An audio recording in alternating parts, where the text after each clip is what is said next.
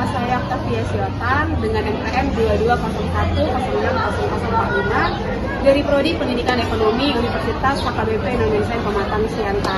Nah, jadi hari ini saya akan ujian PPL di kelas 10-11 SMA Negeri 4 Pematang Siantar.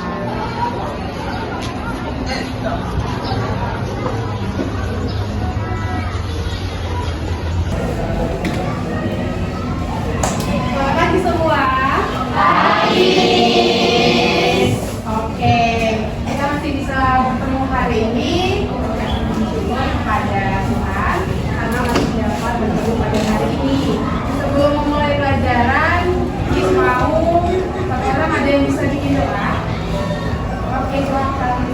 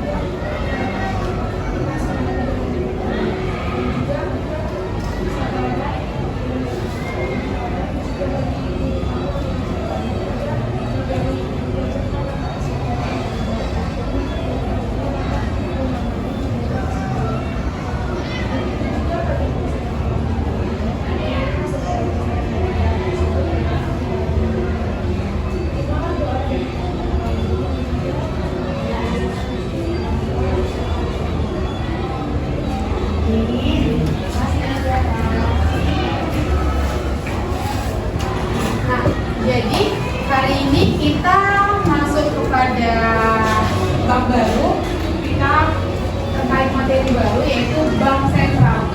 Sebelum itu, Miss mau tanya, ada kita yang absen, ada yang nggak datang, ada semua? Tadi satu orang absen ya?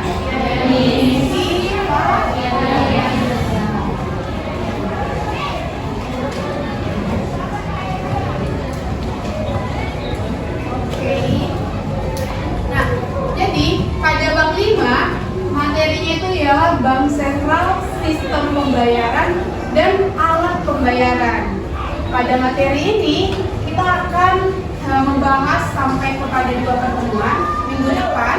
Jadi hari ini kita bahas bank sentral dan sistem pembayarannya. Alat pembayaran itu kita akan lanjutkan pada pertemuan selanjutnya. Nah, sebelum kita masuk ke materi, Miss mau tanya, kalian pernah nggak melakukan transaksi non tunai atau kayak semacam kris? Pernah? Lebih milih kris atau cash? Kris. Kalau ada yang cash, ada yang kris. Oke.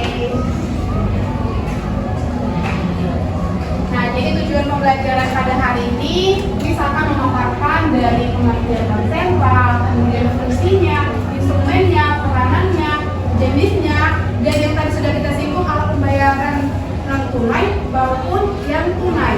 Kemudian kita akan menganalisis peran sistem pembayaran di dalam ekonomi. Oke, sebelum kesini Miss ada video pendek. Jadi Miss akan tunjukkan video pendek pertama. Setelah itu Miss mau adik-adik, Miss mau anak-anak semua mengamati, menganalisis. Kemudian kita mau uji pretest kalian, mau uji sebelum pembelajaran seberapa jauh pemahaman kalian terkait dengan bank sentral. Bisa ya? Iya. Nanti di akhir pertemuan ini kita akan ada nanti post test. Jadi bisa bandingkan pemahamannya kelas 10-11 dari pretestnya dan post testnya dari Miss sebelum mengajar dengan Miss sudah mengajar. Bisa ya? Oke.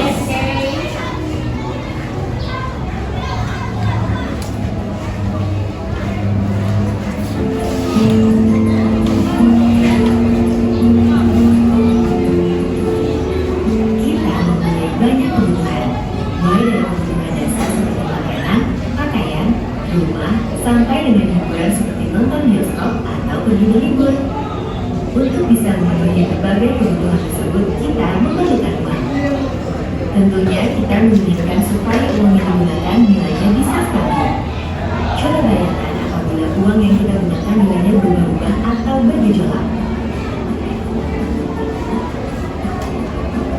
Contoh ekstrimnya, hari ini untuk berbelanja kebutuhan bulanan, kita harus mengeluarkan uang Rp500.000. Tiba-tiba bulan depan ketika kita belanja bulanan lagi dengan jumlah barang yang sama, harganya naik jadi 2 kali lipat. Dengan uang yang ada saat ini, kita hanya mendapatkan setengah dari kebutuhan bulanan kita. Artinya, nilai uang kita telah berkurang separuhnya. Kenaikan harga yang berlebihan dan terjadi dalam waktu singkat seperti ini akan membuat kehidupan masyarakat menjadi semakin sulit. Fenomena kenaikan harga berbagai barang dan jasa secara terus-menerus disebut inflasi. Perekonomian pada dasarnya membutuhkan inflasi dalam tingkat tertentu dan wajar untuk dapat tumbuh. Namun, inflasi yang terjadi secara berlebihan akan sangat merugikan kehidupan kita sehari-hari.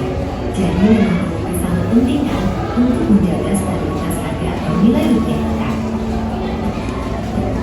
Lalu, siapa yang bertugas menjaga dan memelihara kestabilan harga di Indonesia? Nah, ini adalah tugas dari Bank Indonesia sebagai bank sentral. Bank Indonesia bertugas untuk melaksanakan kebijakan moneter yang salah satu bentuknya adalah menjaga kestabilan harga. Dengan kata lain, BI berusaha menjaga tingkat inflasi berada dalam target yang ditetapkan oleh pemerintah setelah berkoordinasi dengan BI.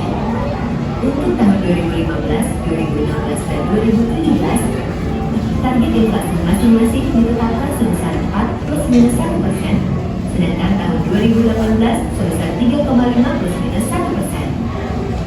Nah, bagaimana cara BI untuk mencapai target inflasi tersebut? BI memiliki beberapa instrumen kebijakan moneter yang dapat digunakan. Tapi yang paling penting dan Saatnya jam kedua dimulai. Pusat menentukan tingkat It's time to begin deciding button. Indonesia. Pengambilan keputusan terutama didasari oleh prospek pencapaian inflasi dan kisaran targetnya.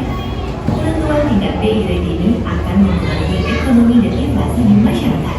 Apabila rapat Dewan Gubernur BI melihat indikasi resiko meningkat dalam perekonomian, seperti jumlah uang beredar terlalu banyak, defisit transaksi berjalan membesar, utang luar negeri naik, tekanan inflasi ke depan diperkirakan lebih tinggi dalam kisaran targetnya, dan resiko faktor-faktor lain yang penting, maka BI akan menaikkan suku bunga BI rate untuk mengendalikan resiko inflasi tersebut dan menjaga ekspektasi masyarakat. Di sisi lain, bila BI memandang tekanan inflasi ke depan terjaga, uang beredar cukup dalam perekonomian, serta resiko ekonomi terjaga, BI rate dapat diturunkan. Namun kita juga perlu tahu bahwa inflasi di Indonesia juga dapat ditentukan oleh faktor lain, yaitu harga bahan makanan atau volatile food dan harga barang akibat kebijakan atau administered price. BI juga menjaga inflasi di daerah tetap stabil. Caranya, BI bekerja sama dan berkoordinasi dengan pemerintah melalui forum kerjasama yang dinamakan Tim Pengendalian Inflasi Daerah. Bagaimana BI rate dapat mempengaruhi tingkat inflasi? BI rate tersebut akan ditransmisikan melalui berbagai jalur seperti jalur suku bunga, jalur kredit, jalur nilai tukar, jalur harga aset, dan jalur ekspektasi. Jalur-jalur tersebut dinamakan transmisi kebijakan moneter. Nah, jadi kita kini bisa memahami jika BI menaikkan BI rate dan sebaliknya juga jika BI rate turun.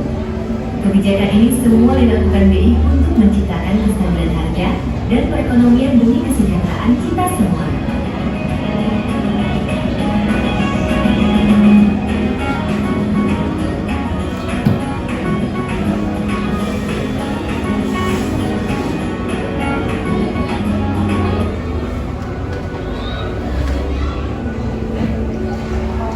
Nah, jadi anak-anak semua sudah memperhatikan sekilas dari video terkait bank sentral kita di Indonesia. Bank sentral disebut dengan Bank Indonesia.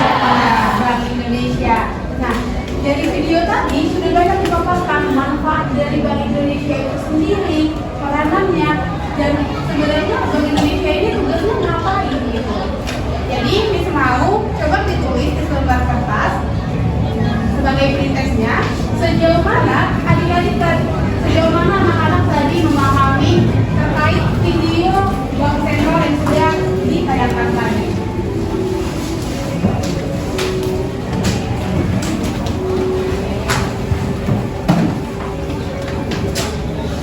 Oke, yang menjadi pertanyaannya,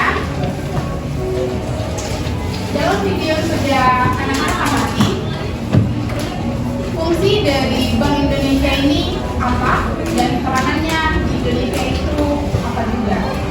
Apa fungsi dan peranan Bank Indonesia?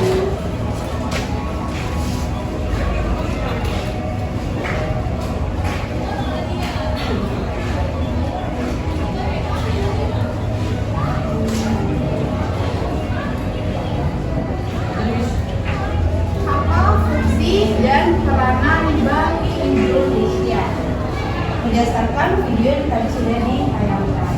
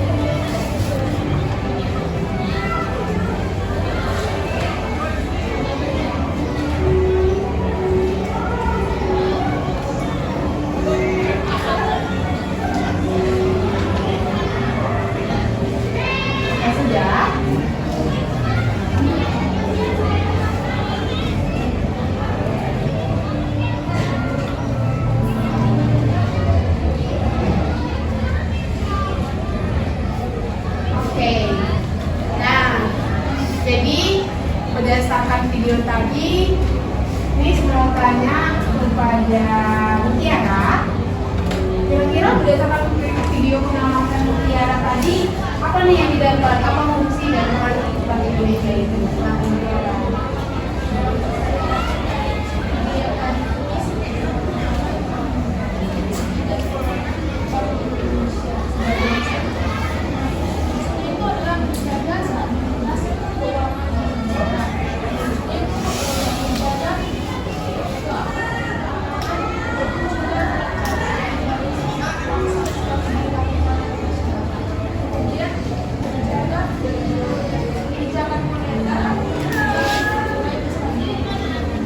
Oke, benar. Kasih tepuk tangan untuk Mutiara.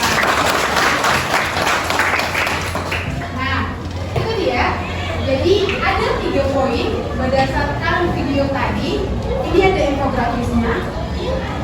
Fungsi utama Bank Indonesia itu ialah pertama sebagai kebijakan moneter.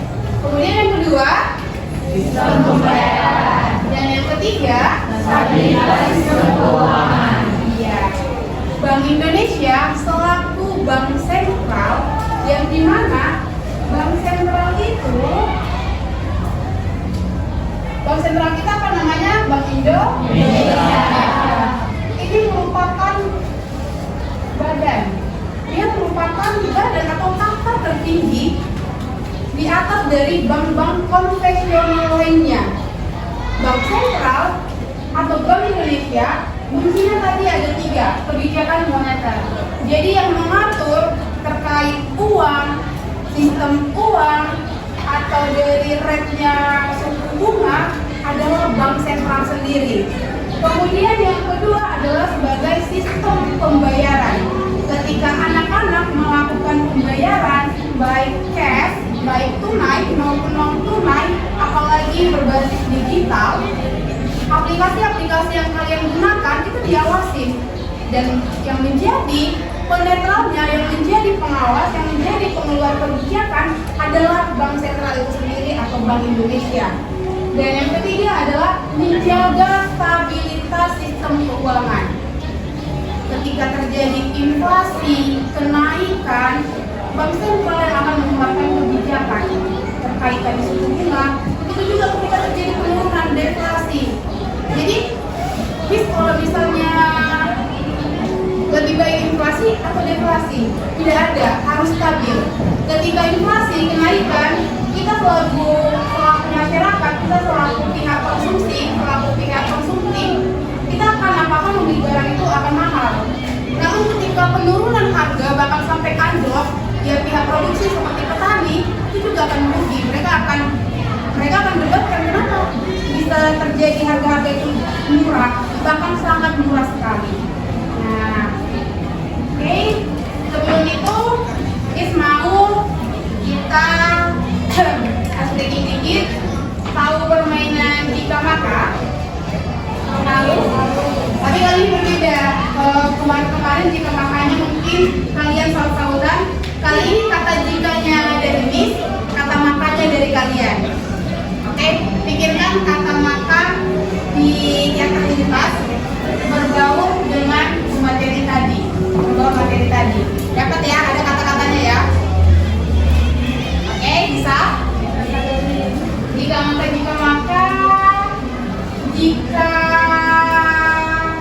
bank sentral tidak ada, maka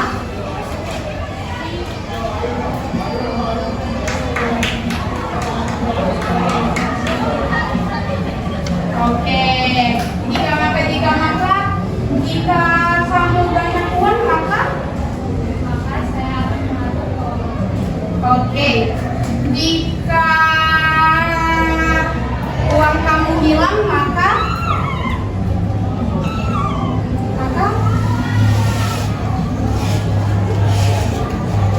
saya akan mencarinya, gak menangis. Kamu sih bangga gak nangis ya kan? Apalagi kalau lebih banyak. Jika keuangan yang kalian tabung di bank itu kebobolan,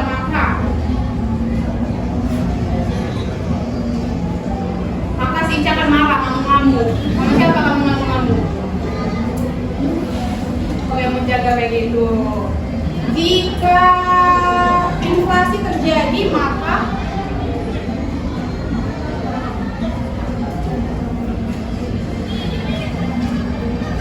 oke, kasih tepuk tangan untuk kita semua.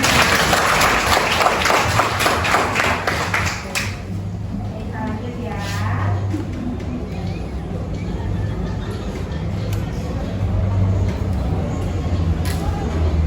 Nah, terkait tadi udah ada video, infografis. Coba tambahan aktivitasnya. Untuk yang nomor 3, apa hubungan Bank Indonesia dengan kelancaran sistem pembayaran? Ini masih singkat ya.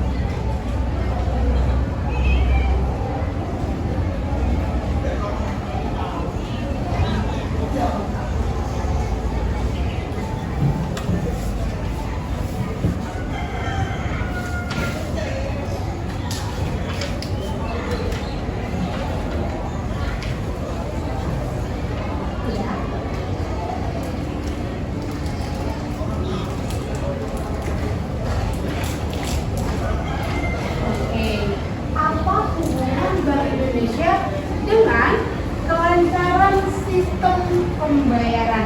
Nanti kalau ada yang jawab, kalau dia udah menjawab, kita kasih apa lagi ya, mantap gitu ya. Bisa ya? Oke. Nomor 3, apa hubungannya? Coba Ica.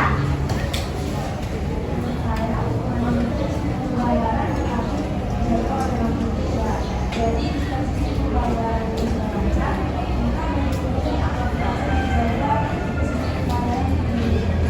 oke, kasih dong. Oke, satu lagi. Ini semua laki-laki. Apa hubungannya Bank Indonesia dengan kelancaran sistem pembayaran? Alin.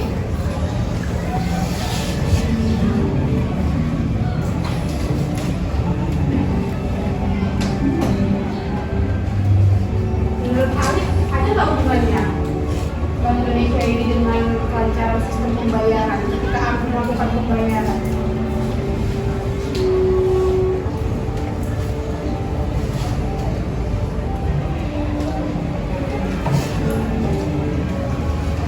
Oke, Noel.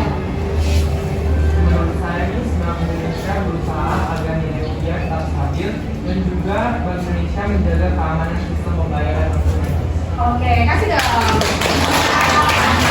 Nah, benar kata Noel. Jadi, kalau ditanya hubungan Bank Indonesia ini dengan sistem pembayaran, ketika kalian melakukan pembayaran, ada nggak ya hubungannya Bank Indonesia ini? Ada. Sistem pembayaran kita, lancar atau lambatnya, Bank Indonesia itu berperan. Contoh, ketika anak-anak melakukan pembayaran melalui bank, mesin ATM, ketika itu kebobolan, Bank Indonesia berhak untuk mengeluarkan kebijakan terhadap bank konvensional tersebut. Nah, kemudian sistem kelancarannya juga iya, benar ada hubungannya kelancaran dari melakukan transaksi, melakukan pembayaran dengan Bank Indonesia. Bank Indonesia lah yang mengatur, mengakomodasi dan menetralkan segala sistem pembayaran yang telah kita lakukan di dalam kehidupan sehari-hari. Tentunya anak-anak tiap harinya melakukan transaksi kan, baik itu cash ketika di kantin, baik itu QRIS ketika belanja-belanja atau pembayaran lainnya di aplikasi Oren atau aplikasi apa, sering kan CEO-CEO kan. Siapa yang coba CEO-CEO di sini? Siapa? Cung. Nah, misalnya cewek-cewek ikutnya kalau lihat barang lucu. Oke, kita main tebak-tebakan. Nah, tebak logo. Yang tahu bisa angkat tangan. Untuk logo yang pertama. Ulang. Untuk logo yang pertama. Oke, Rejoice. Bank Indonesia. Bank? Oke, kasih. Yang kedua. Oke. Otoritas Jasa Keuangan. Otoritas Jasa Keuangan. Oke. Yang ketiga. Regina. Lembaga penjamin simpanan. Lembaga penjamin simpanan. Oke, kasih.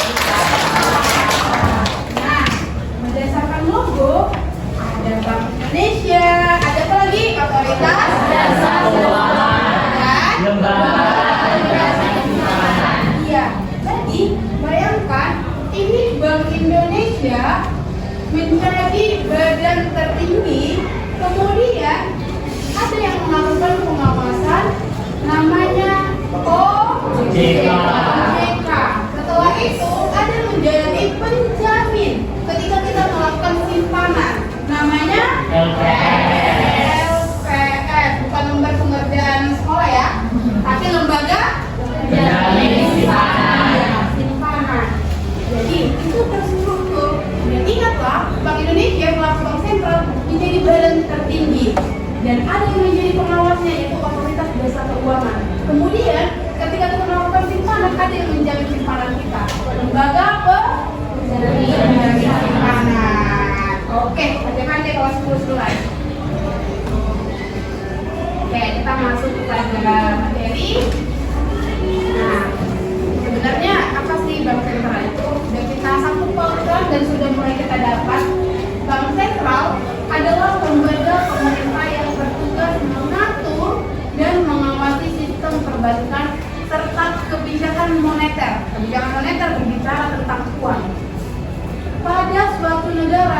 tujuannya agar ekonomi stabil, inflasi terkendali, dan masyarakat bisa hidup sejahtera. Karena ada kebijakan yang mengatur, makanya kita mengikuti apa kata kebijakan itu.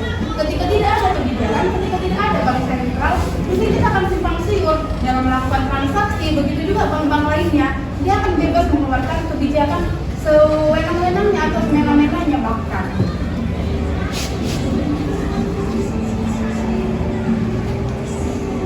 Nah, fungsi utama dalam bank sentral yang pertama, mencetak dan mengedarkan uang.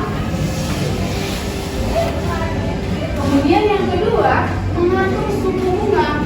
Jika suku bunganya naik, maka pinjaman atau uang kita itu akan terjadi kenaikan juga, sehingga inflasi itu akan terjadi. Kemudian apabila inflasinya juga diturunkan, orang lain maka akan lebih mudah untuk meminjam dan bahkan berbelanja. Yang ketiga adalah sebagai pengawas bank. Ada bank-bank yang kita kenal, bank biru, bank oranye, atau bank-bank lainnya, bank-bank konvensional, itu diaturlah oleh atau diawasilah oleh bank sentral sendiri. Dan yang keempat, yang terakhir adalah menyimpan cadangan devisa. Devisa dalam suatu negara itu dilakukan penyimpanan atau terkait uang asing. Ketika kita melakukan transaksi ekspor impor, bank sentral tetap masih punya kendali untuk menghadirkan kegiatan tersebut.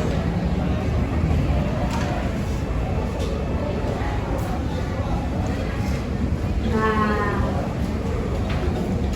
contoh sederhananya itu, ilustrasi sederhananya itu, bayangin nih, bank sentral itu adalah dokter. Bank sentral adalah dokter. Kemudian dokter biasanya ngapain? Mengobati. Bank sentral selaku dokter, dia akan mengobati bank-bank lain. Dia akan mengobati para masyarakat. Ketika kalian sakit dan akan berobat ke dokter. Nah, begitu juga ketika terjadi tentang krisis ekonomi atau permasalahan ekonomi, semuanya akan tergantung dengan Bank Indonesia. Dapat ya ilustrasinya ya? Mengerti?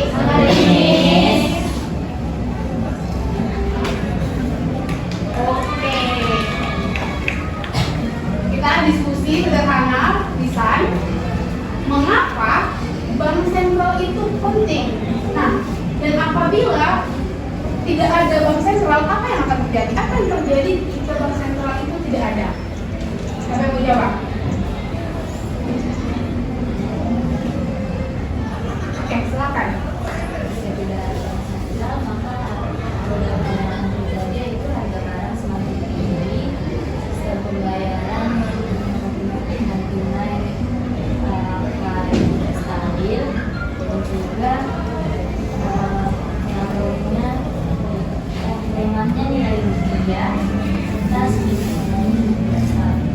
Oke, kasih. Oke, ada lagi yang mau coba? Kalau nggak ada bank sentral, apa yang akan terjadi? Khususnya di negara Indonesia ini. Ada lagi yang lain? Oke, silakan.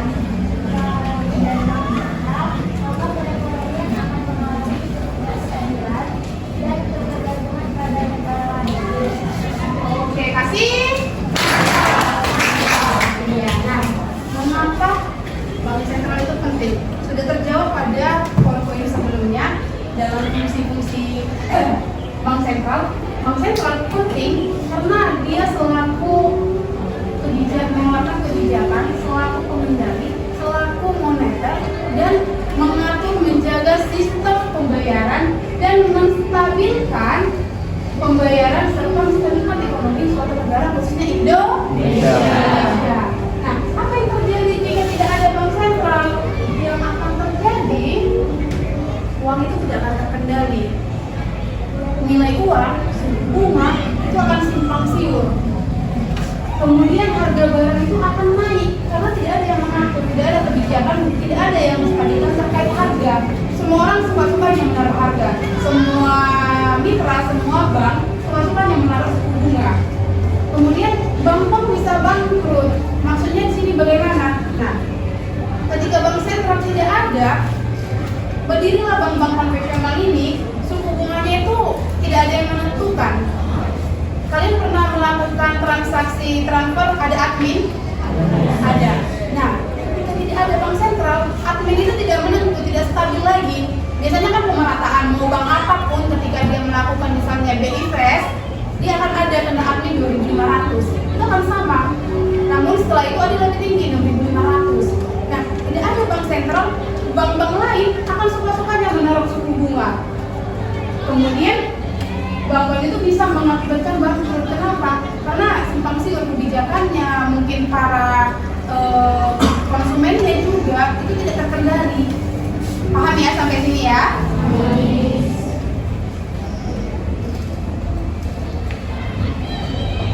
Oke. Kita ada studi kasus terkait tiga di dalam bank sentral ini.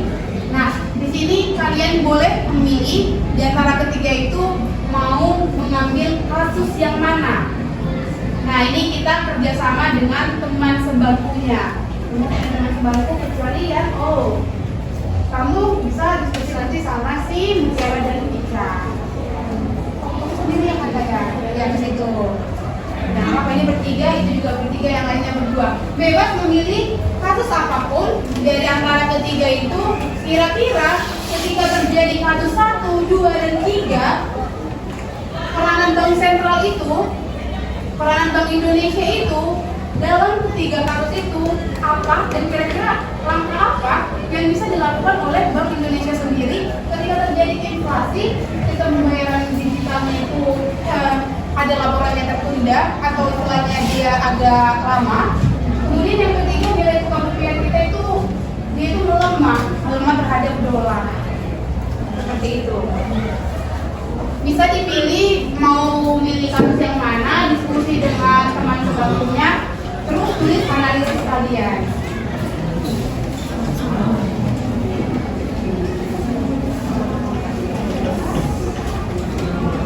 Oke. Habis kasih waktu 3 menit untuk berdiskusi.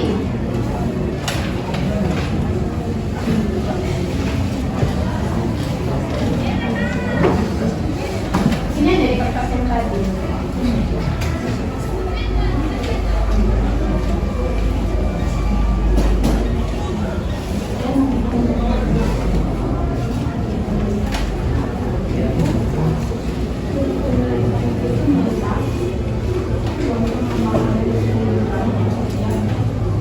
Apa yang akan terjadi? Mungkin bank sentral ini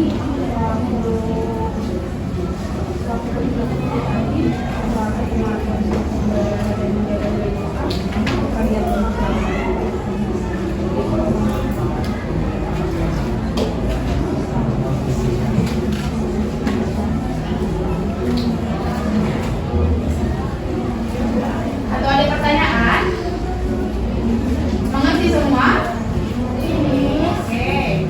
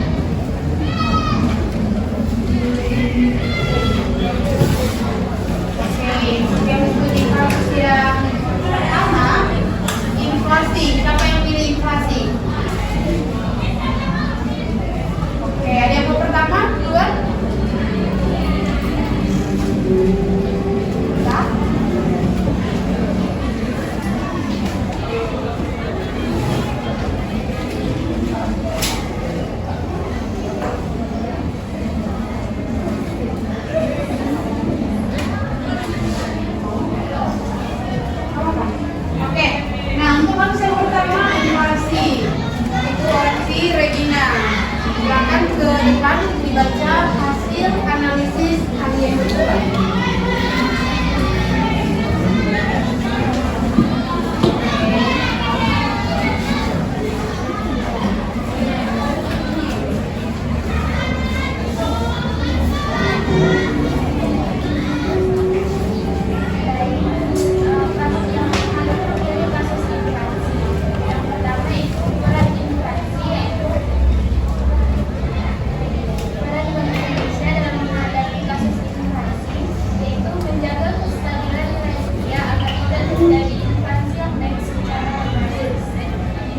Kemudian langkah yang bisa dilakukan oleh Bank Indonesia adalah mencari penyebab dari inflasi, kemudian mengeluarkan kebijakan moneter seperti pengendalian jumlah uang yang beredar dan suku bunga.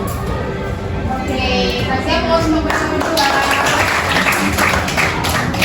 Nah, yang menganalisis satu inflasi ada lagi. Kalian mengenalnya udah? Oke, coba dibacakan dari situ. Ya, begini. Baik, kami ini pertama itu perannya yaitu menstabilkan keuangan, mengatur keuangan rupiah, lalu menetapkan melaksanakan kebijakan moneter, menciptakan kebijakan yang tinggi dan stabil, dan terakhir yaitu menerapkan kebijakan terakhir atau menargetkannya dalam suatu waktu. Oke, kasih aplaus untuk mereka. Nah, kita beralih dari kasus yang pertama, inflasi. Kita mau beralih ke kasus yang nomor 2, sistem pembayaran digital. Siapa yang kerjakan nomor 2? Gabriel tadi juga nomor 2. Mereka. Saya mulai di nomor 2. Kalian dari nomor 3. Kalian nomor 2. Oke, yuk, siapa yang mau nomor 2?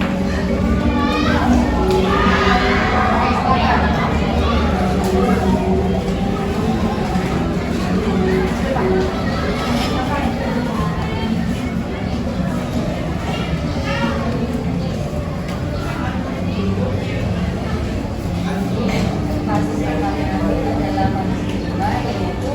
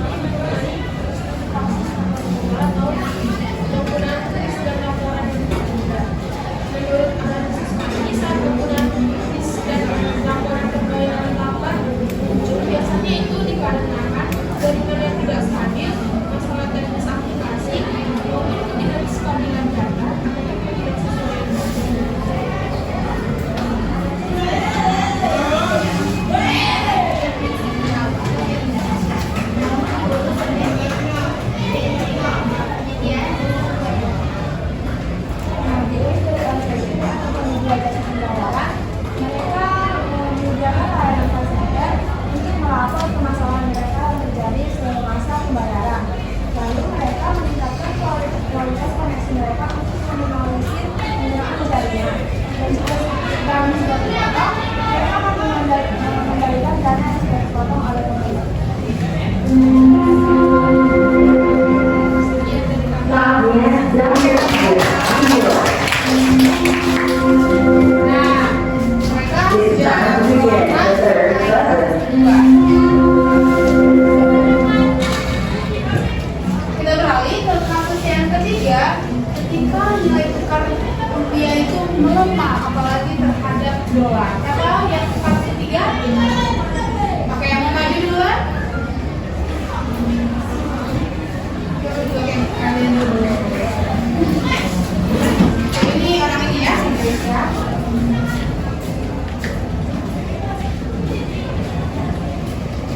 Kami di sini memiliki kasus yang menentukan dari informasi yang analisis rupiah melemah tajam tahun 2024 sampai 2025. Pada pendanaan tahun 2024, rupiah melemah hingga mencapai angka Rp300 per dolar Amerika Serikat. Kemudian Bank Indonesia mengambil tindakan yang pertama, yang pertama yaitu menaikkan suku bunga acuan dari 6% menjadi 6,25%. Tujuannya yaitu untuk meningkatkan permintaan rupiah dan memperkuat nilai tukar. Yang kedua yaitu intervensi di pasar keuangan. Tujuannya yaitu untuk menyeimbangkan penawaran dan permintaan rupiah di global. Lalu yang ketiga, menjaga daya beli masyarakat. Tujuannya yaitu bukan hanya untuk menstabilkan nilai tukar, tetapi Bank Indonesia juga mengatur daya beli masyarakat untuk mendukung perekonomian nasional secara umum. Oke, kasih. Oke, silakan. Terakhir kalau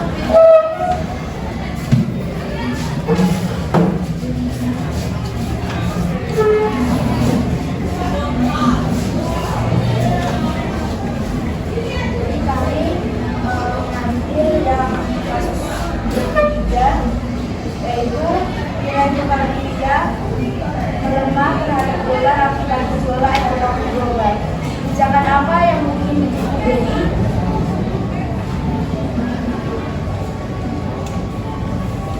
yaitu menjaga stabilitas nilai rupiah dengan menggunakan berbagai kebijakan. Dalam langkah yang diambil oleh pemerintah Indonesia yaitu pengaturan suku bunga acuan untuk mengendalikan inflasi dan daya tarik investasi serta mengeluarkan kebijakan moneter seperti menunda ekspor dan impor.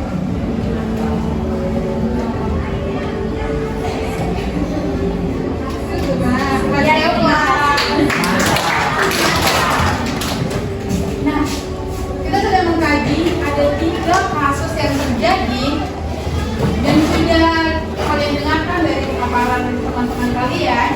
Ayo kita bedah satu-satu. Nah, ketika terjadi kasus yang pertama, inflasi, harga barang naik.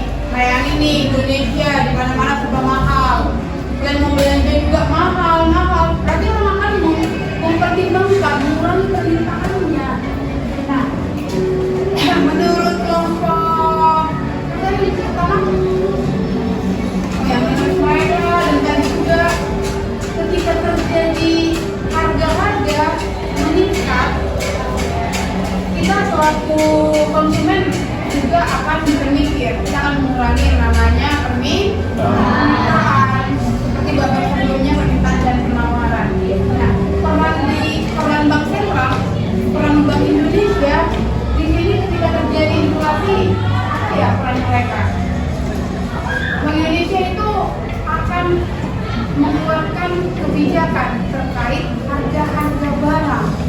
Harga barang itu harus distabilkan sesuai dengan kemampuan dan daya konsumtif kita selaku masyarakat dan selaku pihak yang mengkonsumsi.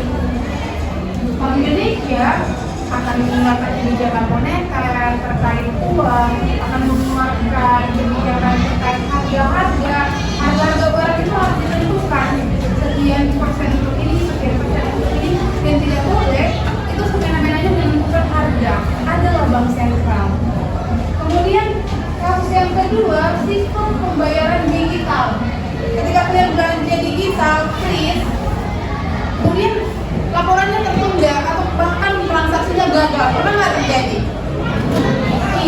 udah kalian scan ya kan, udah kalian scan, gagal. Kalian kira kalian nggak punya paket, ternyata memang sistemnya lagi bermasalah. Itu kenapa terjadi? Itu bisa saja terjadi karena sistemnya yang melemah, atau sistemnya yang sedang tidak akurat, atau bahkan sistemnya ini bisa diretas atau data-datanya sudah tersebar luas.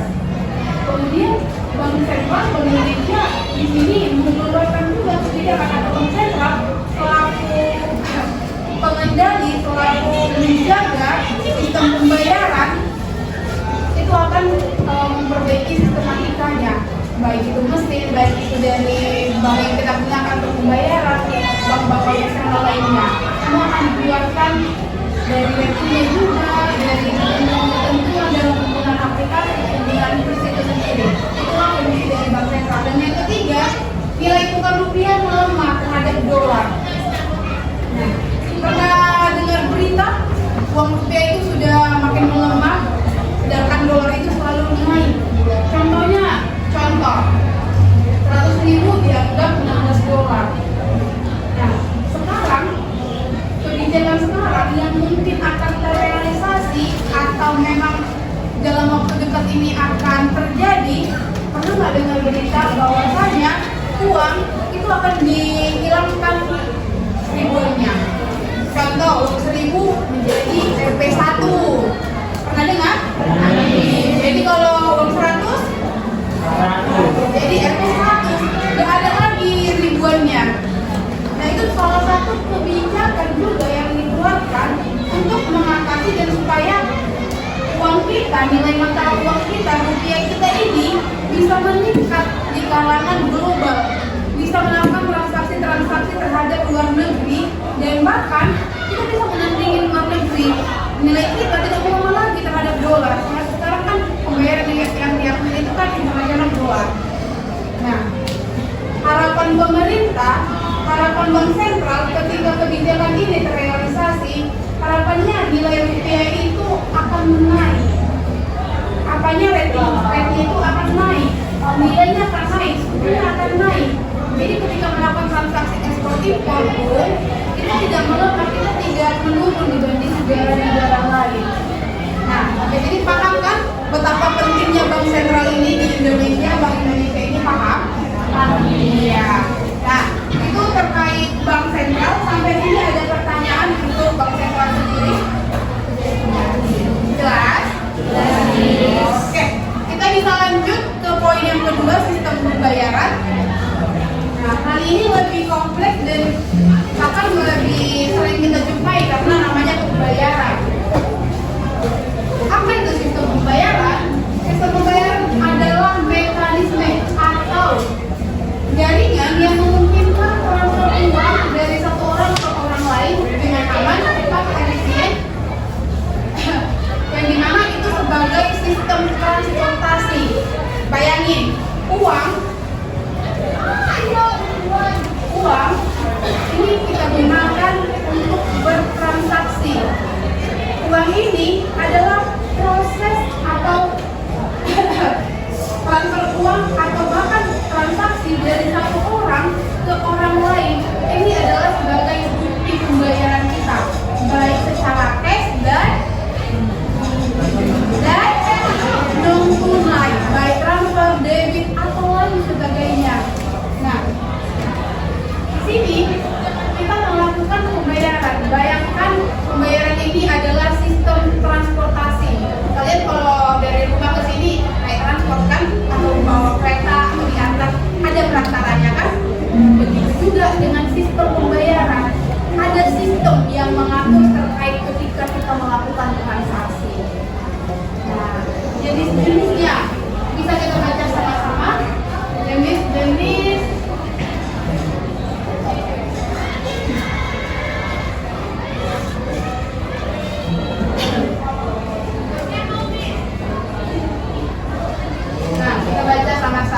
jenis-jenis sistem pembayaran 1, 2, 3 ya. Sistem pembayaran tunai, transfer langsung menggunakan uang fisik atau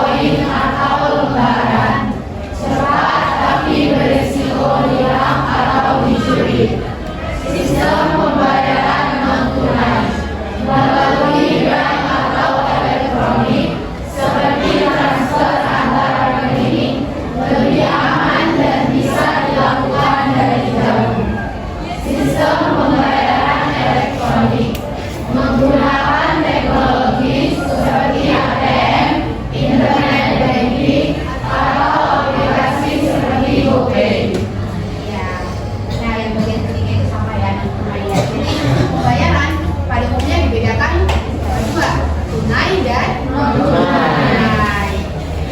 Sistem pembayaran tunai berarti kita menggunakan uang fisiknya langsung untuk membayar ketika kita melakukan transaksi. Sebelum ada uang, pada zaman terdahulu orang-orang melakukan pembayaran melalui apa?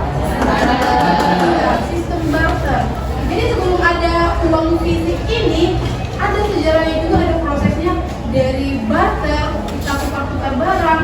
Misalnya Miss mau beli ngambil telur dari si mutiara, Miss tukar. Yang ngasih telur, Miss mungkin ngasih sayur. Yang mungkin kami menganggapnya nilainya itu seimbang, bisa saling share. Kemudian berkembang lagi, ada dulu pembayarannya melalui sistem logam, koin. Kita menggunakan koin seperti layaknya uang-uang receh. Ada koin, ada harganya. Setelah itu berkembang lagi, ada yang namanya menggunakan cek atau bill.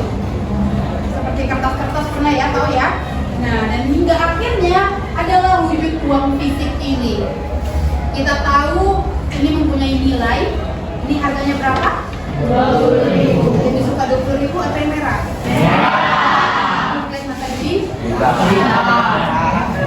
Nah, itulah yang tunai langsung. Kemudian yang kedua itu non tunai. Elektronik itu juga termasuk non tunai. Cuman kalau elektronik biasanya dia ada langsung fisiknya seperti mesin ATM. Nah, di dalam non tunai ini, contohnya ini, debit, kartu ATM, atau bisa langsung digesek. Nah, kalian melakukan transaksi, misalnya belanja online, kalian transfer datang ke mesin ATM, itu elektronik. Ketika kalian scan kris, nah itu disebutlah e-wallet. Tahu ya e-wallet ya? Ada e-wallet itu kris dan aplikasinya ada banyak seperti GoPay, Dana, ShopeePay atau apalah segala macam. Kalian pakainya apa? Nah, Dana, OVO. Enak ya kan, datang, udah kris udah pembayaran transaksi sukses. Tapi nggak tahu itu udah habis uangnya 100.000, 200.000. Menurut kalian kalau kita melakukan pembayaran non digital lebih enak atau lebih banyak dampak positifnya atau dampak negatifnya? Positif ya, nggak negatif ya, nggak boros ya. Oke.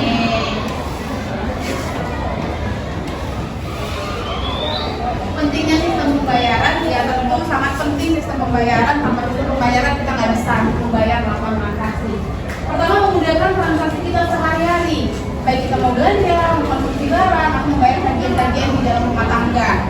Pernah kan melakukan membayar kayak pakai listrik, air. Kemudian kedua, mengurangi resiko penipuan dengan teknologi dengan cara ada sistem keamanannya, misalnya OTP atau kode verifikasi. Dan yang ketiga, mendukung ekonomi digital, terutama pada era sekarang atau era yang dahulu pada pandemi.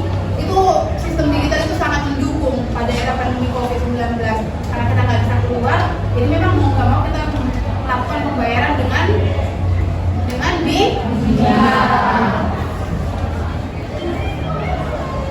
Oke, contoh di Indonesia sistem pembayaran sudah tetap diatur oleh Bank Sentral, oleh Bank Indonesia, ada melalui clearing nasional, Bank Indonesia atau SKNBI, atau dengan R3S, Real Time Gross Settlement, untuk transfer besar. Kemudian kita bayangin sama seperti pembayaran pada umumnya, sistem pembayaran ini bisa kita bayangin sebagai pipa, untuk sebagai alat, sebagai sistem untuk mengalirkan air.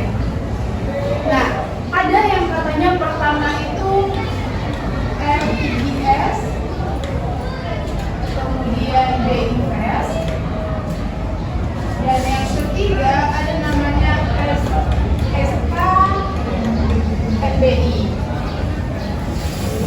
Nah, lihat, semuanya rata-rata udah ada BI-nya.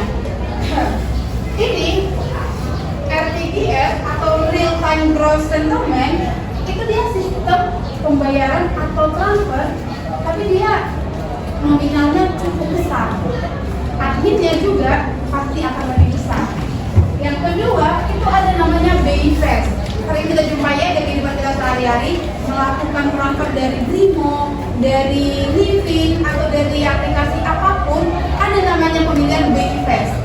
BI Fast adalah fast, ada kata fast. Apa bahasa Indonesia fast? Cepat. Dengan melalui BI Fast, maka transaksi akan diproses dalam waktu 24/7. Paling lama itu 24 jam itu udah selesai. Itu biasanya melakukan transaksi transfer 1 menit itu selesai dengan BI Fast. Namun paling lama resikonya itu adalah 24/7 atau 1 hari itu yang paling lama. Nah, biasanya BI Fast ini adminnya rendah, sekitar 2.500, hampir setara pada bank-bank apapun itu. Yang ketiga, ada namanya SKMBI. Apa sih kepanjangannya? Sistem Clearing Nasional Bank Indonesia. Ya, sistem clearing. Jadi di dalam sistem clearingnya Bank Nasional ini, Bank Indonesia ini juga, dia melakukan transfer tapi nominalnya kecil, dikit. Nah, biasanya juga adminnya dikit, cuman prosesnya itu agak lebih lama. Dia nominalnya rendah, nominalnya juga lebih rendah, tapi biasanya lebih lama dibanding dengan BI Fast. Oke, kita lanjut.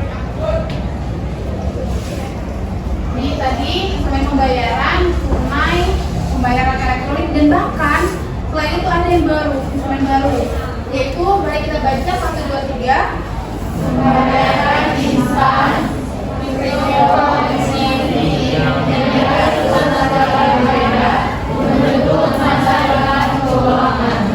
sudah tunai, non tunai, ada lagi sistem baru. Sistem baru pernah dengar kripto? Iya. Jadi pembayarannya melalui non tunai juga, melalui koin-koin. Ada yang itu namanya cryptocurrency. Itu adalah salah satu instrumen baru yang mungkin sekarang lagi menyebar luas dan sedang banyak digunakan oleh orang-orang. Peran bank sentral dalam sistem pembayaran, baik itu tunai, baik itu non tunai, pertama sebagai penyelesaian dalam pembayaran kita. Dari awal pembayaran hingga akhir itu akan diawasi oleh bank sentral. Kemudian kedua, pengawasan dan regulasi sebagai perantara dan mengawasi kebijakan-kebijakan terutama dalam transaksi digital. Dan yang ketiga, fasilitasi pembayaran retail. Bank sentral sebagai pihak, sebagai lembaga yang memfasilitasi pembayaran kita.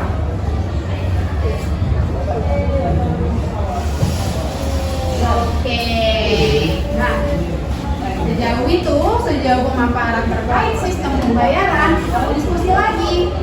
Bandingkan membayar belanjaan dengan tunai, dengan duit ini, dengan tunai atau melalui handphone, e-wallet, mana yang lebih praktis dan kira-kira mengapa kalian lebih milih ini atau ini?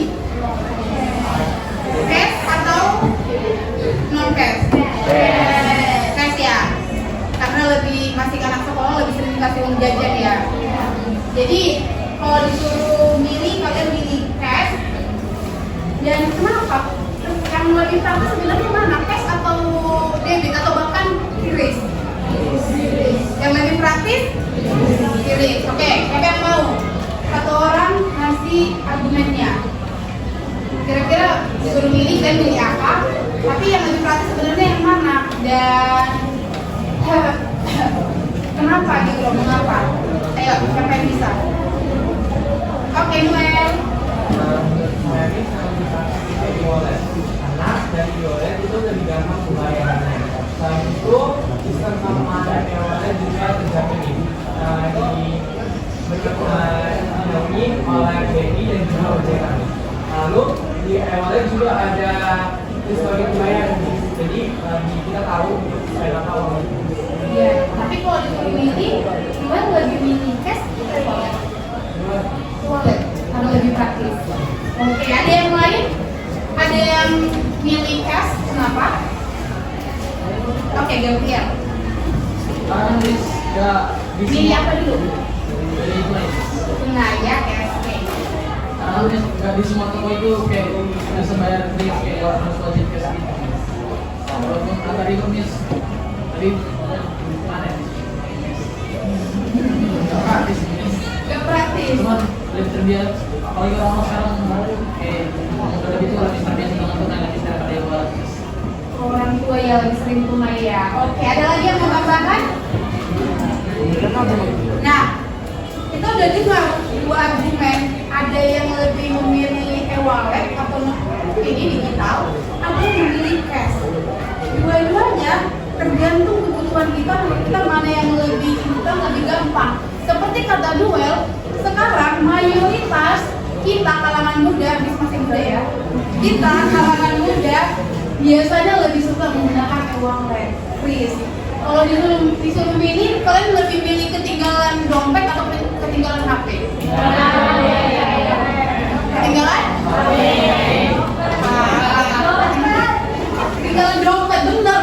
Bis cuma kalau disuruh milih, bis lebih milih ketinggalan dompet. Tapi itu jangan pakai ketinggalan, apa-apa bawa HP. Kenapa? Karena sekarang pembayaran tinggal scan, klik, udah selesai. Sekarang parkir aja, udah ada QR barcode-nya. Pak, mau ke bawah Pak, uang parkirnya nggak ada gitu kan? Ya Pak, ini nggak ada apanya, ada scan-nya bisa tinggal bayar 2.000 ya, katanya oke bayar 2.000. Nah, pas nih menjelajah keluar kota, mungkin memang di kota-kota besar belum semarak itu penggunaan digital ini, belum semarak itu penggunaan e-wallet, Chris. Kalau di kota-kota besar, apalagi di Pulau Jawa itu, jangankan parkir, kita beli kilo harga 500 rupiah, itu ada barcode-nya. Kalau permisi, mau beli apa nih? Kata dia kan, mau beli kilo berapa? GoPay aja. Oh ini ada barcode-nya, silakan Chris. Jadi ya apa-apa, Miss lebih milih ketinggalan dompet dibanding ketinggalan HP. Jadi kalau misalnya uang Miss itu nggak ada, walaupun dia nggak bisa misalnya kasih non tunai, nggak bisa pembayaran Chris, di HP kan kita bisa narik ya, bisa langsung ke bank narik duit, cair, itu ada. Kalau ketinggalan HP, cuma bawa dompet, kadang uang ini tak hilang, keteteran, kayak kata si Simpul tadi, kalau uangnya hilang dia akan nangis. Gitu. Oh si Glenn iya. Tapi ada benernya juga kata si Gabriel, dia lebih memilih cash karena di lingkungan kita sekarang, terutama anak-anak semua lebih sering memegang cash, dan memang mayoritas diberikan cash oleh orang tuanya. Jajan ke kasir itu masih cash, belum ada di sini yang bisa Christmas lihat. Noel.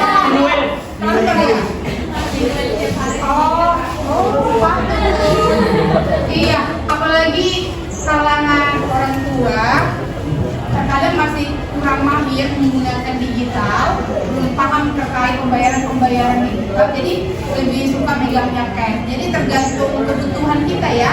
Ada yang lebih suka cash, ada yang lebih suka e-wallet. Jadi kita nggak bisa maksakan. Cuma kalau menurut lebih praktis, tergantung juga. Kalau urgentnya memang nggak bisa lagi ditarik, ya kadang cash itu juga praktis, kadang e-wallet juga praktis. Jadi tergantung kebutuhan kita. Benar kan Gabriel?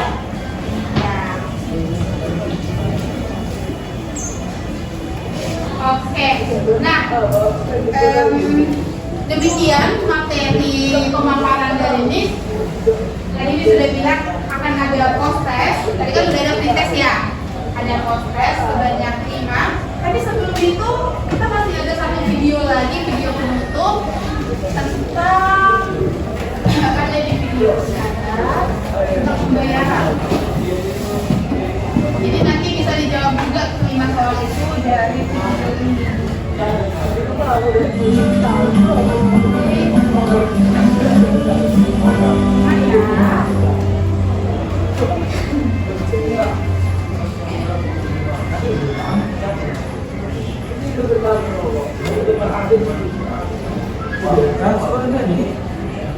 Kopi, manis, buah, makan goreng, 50.000 Pak. Ada yang lain kan? Mana lah ya kayak lagi Pak? Orang kembali itu, bisa cuma jadi apa aja? Itu supaya pengen sendiri. Atau yang biasa kita bilang bank konvensional, emang gitu. Kalau itu artinya kalau konvensional, bukanlah barang yang bermanfaat, tetapi yang boleh kalau itu jadi bukan konvensional, tapi konvensional jadi sendiri. Manipulasi kerja mengatur sistem keuangan negara kita dulu. Kupikir makanya tak dua aja kerjaan orang itu. Dan dari itu adalah orang itu sudah menetapkan dan melaksanakan kebijakan moneter, mengatur dan menjaga kelancaran sistem pembayaran dan stabilitas sistem keuangan. Semua diletakkan untuk mencapai dan meningkatkan kestabilan mata uang rupiah kita. Kebijakan moneter itu mana? Itu menjaga stabilitas harga inflasi, mengatur jumlah uang beredar sampai menetapkan suku bunga acuan. Apalagi itu inflasi. Inflasi itu kenaikan harga barang secara umum. Jadi dia itu berupaya untuk menjaga stabilitas harga di pasaran biar seimbang, tidak tinggi, tidak rendah. Kalau inflasi rendah, kenapa tinggi? Tidak bisa juga. Memang kalau inflasi tinggi, masyarakat ngamuk. Tapi kalau inflasi rendah, ditanggung. Jadi harus seimbang. Terus jangan berbicara tentang pembayaran itu cuma sipil membuat solusi dari pembayaran menjadi cepat, aman, dan Anda contohnya rilis. Apa pula itu? Rilis itu pembayaran pakai QR code yang ada di seluruh itu. Oh ya, artinya paling bayar ini tempat dari negara ya kan? Gimana kalau kalau bayar itu kan? Jadi efisien, bisa dan kembali kenapa satu bulan.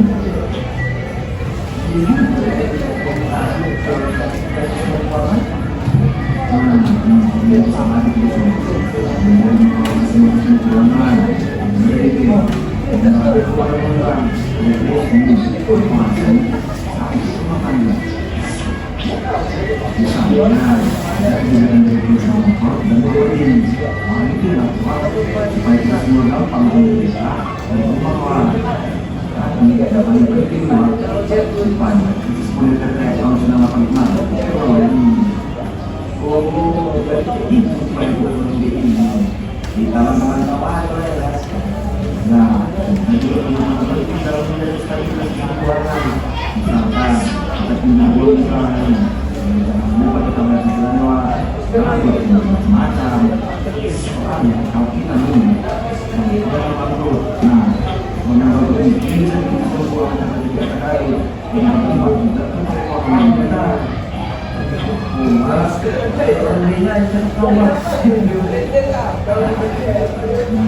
Usaha wajarlah harus berusaha ini dan tahu usaha boleh iya oke boleh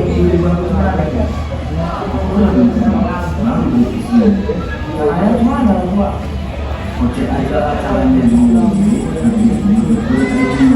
cuma kalau sebenarnya bisa lewat escape dan bisa keadaan karena sampai jadi keadaan ya berat.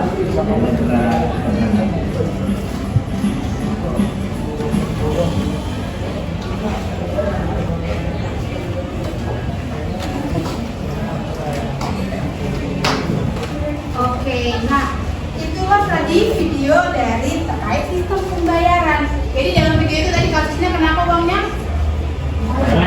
Uangnya agak kusem ya, agak gitu ya. Iya. Jadi dari video itu kita bisa tahu ternyata bank sentral tetap berfungsi di dalam sistem pembayaran, terutama dalam pembayaran di digital. Nah, tadi kedan-kedan itu mau bayar pasti uangnya jelek kali, siapa yang menerima uang jelek ya kan? Nah, dari video apabila kalian juga punya uang yang besar itu tetap masih ada harganya, jangan langsung dibuang, itu uang ada nilai gitu kan.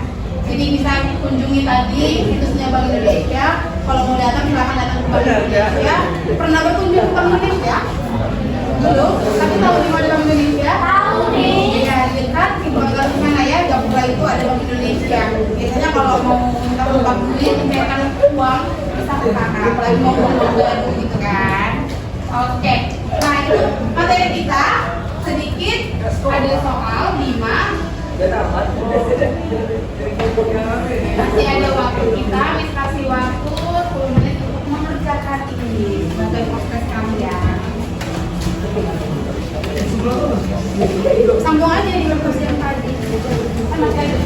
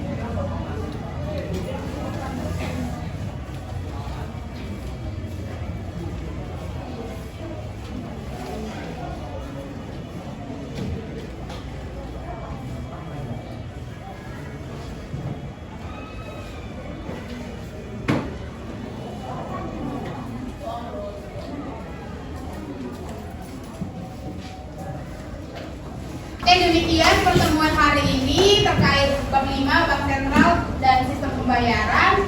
Jadi kesimpulannya kita semakin bijak dalam transaksi dan ingatlah bahwasanya ada yang mengatur kebijakan itu adalah Bank Indonesia, Bank Sentral atau Bank Indonesia. Dan sistem pembayaran itu ada tunai dan non tunai.